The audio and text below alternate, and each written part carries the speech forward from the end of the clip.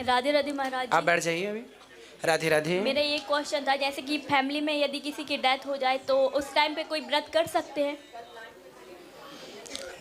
Family में कोई death हो जाए तो व्रत कर सकते हैं, मतलब जिस तिथि को डेथ हुई उस तिथि का व्रत ना, जैसे एकादशी को नहीं, डेथ हुई। जैसे उस मतलब ये 13 दिन रहते हैं ना, उस हाँ। टाइम में यदि अच्छा, कोई 13 दिन के व्रत पीरियड में पड़े। कोई व्रत आ गया तो करें कि नहीं? जी। तो देखो उस टाइम पे व्रत अपना करना चाहिए, पर कैसे?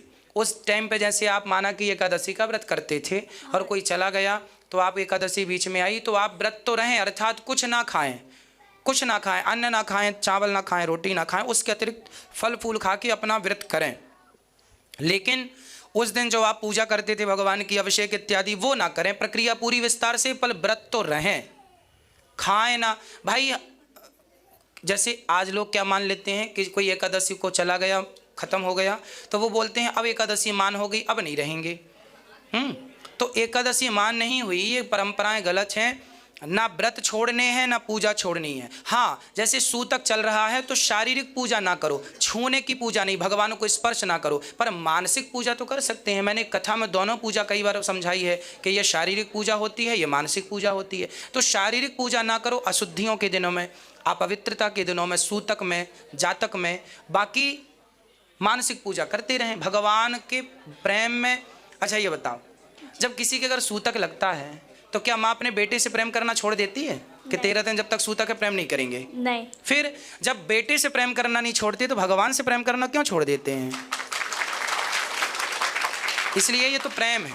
हाँ, लेकिन कोई कोई बोलता है ना कि मतलब इस टाइम में व्रत करेंगे तो उसका फल नहीं मिलेगा या नहीं रखना चाहिए, कोई मतलब ही नहीं रखने ना का। जी, ऐसा बोलने वाले कुछ नहीं समझते हैं, बोलने वाले तो कुछ भी बोलते हैं। तो किस किस की बातों पे ध्यान दोगे? इसलिए शास्त्र जो कहते हैं हमें वो मानना है, लोग जो कहते हैं वो नहीं। लोग तो कुछ भी कहते हैं, है ना? इसलिए शास्त्र जो कहे वो मान लेना है, ठीक है? गुरुजी एक क्वेश्चन और था जी। जैसे कि कोई पूजा विस्तृत है और उस टाइम में कोई किसी की डेथ हो गई है, मतलब जैसे कोई पूजा है 8-10 दिन चलती है या 15 दिन चलती है, माना कि यज्ञ चल रहा है, विस्तृत ही है। हाँ, फिर और उसी टाइम फैमिली में किसी की डेथ हो जाए तो पर वो पूजा अपनी खंडित हो जाएगी।